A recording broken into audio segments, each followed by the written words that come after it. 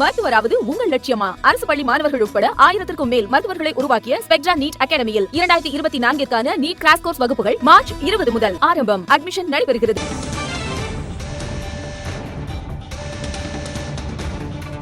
அண்மை செய்தியை பார்க்கிறோம். அரவிந்த் கெஜ்ரிவாலிடம் அமலாக்கத்துறை விசாரணை நடத்தி வருகிறது. அண்மை செய்தியாக பார்க்கிறோம்.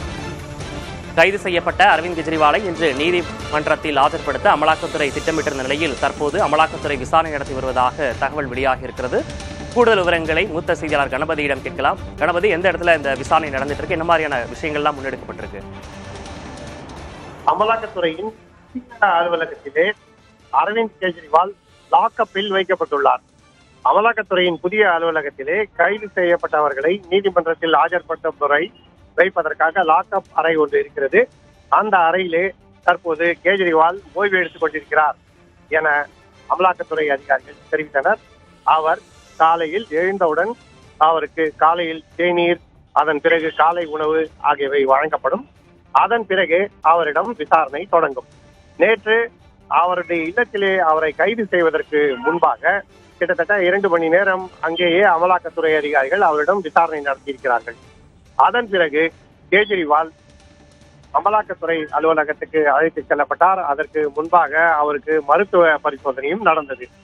இதெல்லாம் நடந்து முடிந்த பிறகு அமலாக்கத்துறை அலுவலகத்தில் உள்ள லாக்அப்புக்கு நேரடியாக அவர் கொண்டு செல்லப்பட்டதாகவும் அங்கே அவர் ஓய்வு எடுக்க அனைத்து ஏற்பாடுகளும் செய்யப்பட்டிருந்ததாகவும் அமலாக்கத்துறை அதிகாரிகள் தெரிவித்தனர். அதன்படியே இரவு அந்த லாக்அப் அறையிலேயே கெஜ்ரிவால் ஓய்வு எடுத்திருக்கிறார். காலையில் அவர் எழுந்தவுடன் மீண்டும் தேவைப்படும் போது விசாரணை நடைபெறும் எனவும் இன்று மாலைக்குள் நீதிமன்றத்திலே அவரை ஆஜர்படுத்த அனைத்து ஏற்பாடுகளும் செய்யப்பட்டிருப்பதாக அமலாக்கத்துறை அதிகாரிகள் தெரிவித்திருக்கிறார்கள். அதே சமயத்திலே அமலாக்கத்துறை அலுவலகத்துக்கு வெளியே ஆம் ஆத்மி கட்சியை சேர்ந்தவர்கள் முற்றுகை போராட்டம் நடத்தலாம் என்பதால் பலத்த காவல் போடப்பட்டுள்ளது. அதே போல டெல்லியின் பல்வேறு பகுதிகளிலும் ஆம் ஆத்மி கட்சியை சேர்ந்தவர்கள் ஆர்ப்பாட்டம் நடத்தலாம் என எதிர்பார்க்கப்படுவதால் அங்கும் காவல் பலப்படுத்தப்பட்டுள்ளது. விக்னேஷ், கணபதி, இப்போ மக்களவைத் தேர்தல் இருக்கக்கூடிய நிலையில அனைவரும் உற்று நோக்கக்கூடிய ஒரு விவகாரமா இது மாறி இருக்கு. இப்போ அரவிந்த் கெஜ்ரிவால் முதலமைச்சராக தொடர்வாரா? அது குறித்த ஆம் ஆத்மி தரப்புல இருந்து ஏதேனும் வெளியிட்டிருக்காங்களா? ஆம் ஆத்மி கட்சியை சேர்ந்தவர்களிடம் மீண்டும் மீண்டும் இது குறித்து கேட்டபோது அரவிந்த் கெஜ்ரிவாலே முதல்வராக தொடர்வார் எனவும் சிறையிலிருந்தே அவர் ஆட்சி நடத்துவார் எனவும் அவர்கள் வலியுறுத்தி வருகிறார்கள். ஆனால் இது எந்த அளவுக்கு சாத்தியமாகும் என்பது தெளிவாக இல்லை.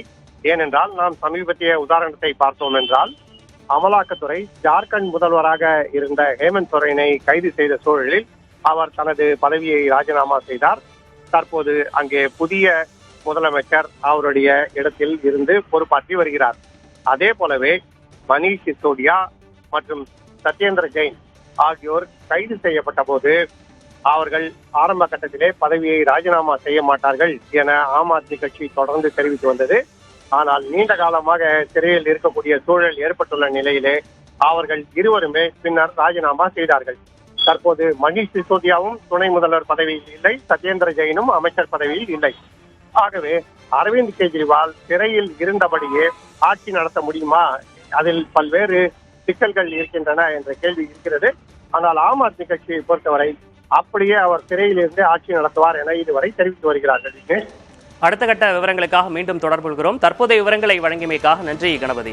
மருத்துவராவது உங்கள் லட்சியமா? அரசு பள்ளி மாணவர்கள் உட்பட 1000க்கும் மேல் மருத்துவர்களை உருவாக்கிய ஸ்பெக்ட்ரா நீட் அகாடமியில் 2024க்கான நீட் கிராஷ் கோர்ஸ் வகுப்புகள் மார்ச் 20 முதல் ஆரம்பம். அட்மிஷன் நடைபெறுகிறது.